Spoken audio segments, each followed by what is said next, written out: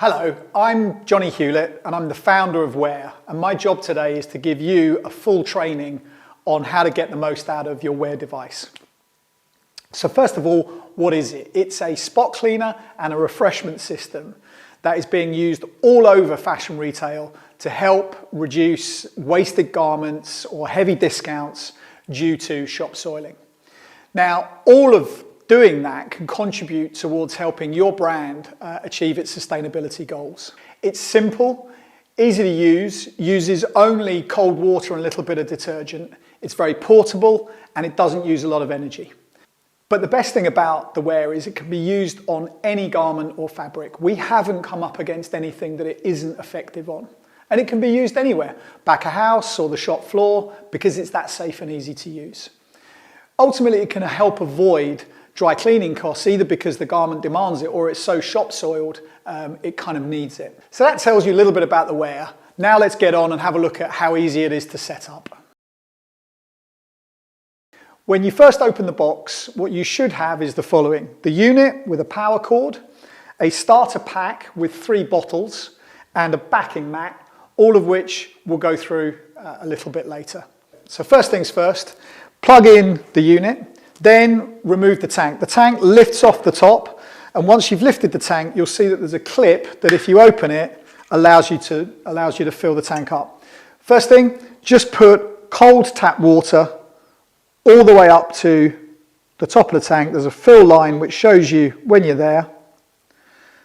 And once that's done, take the detergent, which is the bottle with the white pump, and put 4 squirts of detergent into the tank on top of the water.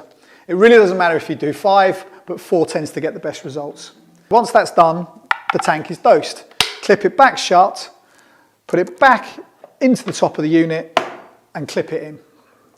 Now, in terms of the water, if you're using the Wear every day, there's absolutely no reason to change the water or empty the tank or anything like that. If, however, you are using it intermittently once every couple of weeks or so, then I would recommend that every time you use it, you just empty the old water out and dose the tank anew, just like I showed you.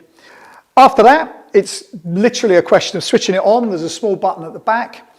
You then pull out the nozzle. The nozzle is attached to a cord that's quite long. Best thing to do is to keep the cord as extended and as straight as possible for best results. And then the only setting, the only control button that you need is this blue button at the top. Once you press that, you're in business and away. When you've finished, just like a vacuum cleaner, there's a button on the side of the unit which you can use to guide the cord back into the unit to keep it nice and tidy. And that is the setup. Okay, so let's start with the classic makeup on a top. My colleague Kate is going to show you how it's done. There are no heat settings, there are no speed settings. The only thing to remember is that when you use it for the first time, when you switch it on and press the button, leave the button running because it can take up to 2 minutes for the water to actually come through the tube work. So once you've done that and the water is coming out, the spray is coming out, then you're in business. And what Kate's doing, the first thing she's done is put a towel behind the garment. That just helps with the excess spray, etc. Now, we provide a towel with the equipment, but any towel will do. And the more towels available, the better. So laying the garment flat underneath the towel, what she's doing is she's just literally pressing the button and rubbing out the stain. Almost like you're using a children's rubber or a children's eraser. It's important to go as quickly as possible because that means that there's going to be less water onto the garment, and therefore it will take a lot less time to dry. And to work around the stain is important to just kind of tease out the spot of the stain in question. Now let's look at something else which might be a problem in your store, and we're going to move on to another classic, which is deodorant on garments, under the arms, etc. Now, it's exactly the same principle. What Kate's doing is she's moving quickly over the garment on the affected area, rubbing it out and removing the deodorant stain.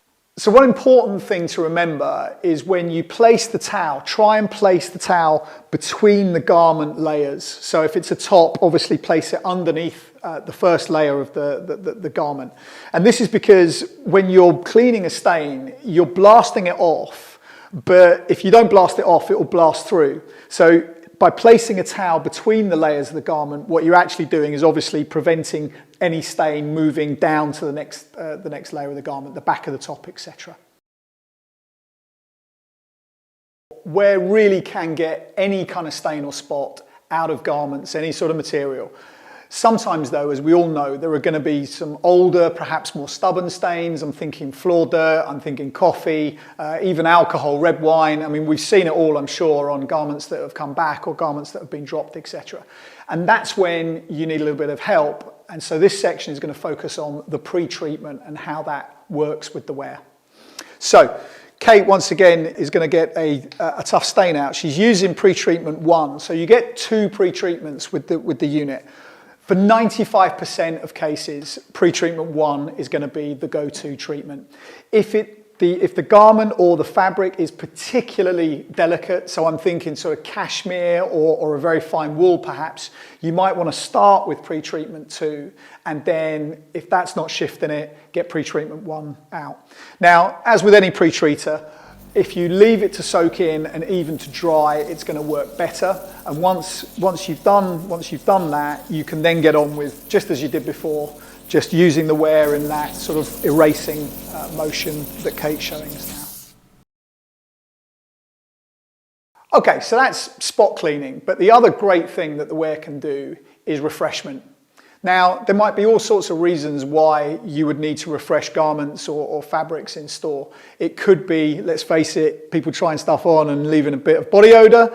It could be musty stock rooms. It could be food smells. It could be smoke. It could be anything that leaves the clothes not smelling as they should. So what Kate's doing here is the refreshment action, and it's so easy. Again, instead of putting the nozzle directly onto the fabric, you are literally kind of spraying it down, giving an all-over rinse through to the garment. Now, talking of refreshment, just in the same way as you can refresh garments, you can refresh uniforms. And in fact, you don't even have to take your uniform off to be able to use the wear. So, you can actually stand there, and even if you've got a spot or a mark on the uniform, you can sort of clean it in situ. Again, because it's not hot, because it's a very gentle spray, that will, you don't even have to remove the garment to be able to refresh it or clean it. So that's garments. Now I want to talk about trainers. Wear is absolutely brilliant for cleaning trainers. And in fact, it's so good that we are actually working with people like dry cleaners to start offering trainer cleaning as a service, using the wear as part of the cleaning technique, because it is that good at getting trainers refreshed and totally cleaned up. Now, once again, it's a very, very similar technique to the ones that you've seen before. Kate's using the pre-treatment on the shoe. Again, the sorts of scuffs and marks that you can get on shoes, footwear that's in store, we all know it. People can try the shoe on, and indeed, that can sometimes leave a bit of a residue that needs to be cleaned. So we're not talking about an all-over clean of the shoe necessarily, but certainly it can help with, the touching up those, those scuffs and marks. Very, very similar technique. Kate has applied the pre-treatment, and then what she does, and I tend to do this as well, is actually kind of put your other hand into the shoe, and then by almost creating a flat surface with the shoe, and again rubbing it out in an eraser-like motion, you can get the results that you're looking for. So that's it. It's a really safe and easy to use device that will help save a lot of cost, but the main thing is it'll also save a lot of waste, and that will help in achieving your brand's sustainability goals. Thank you.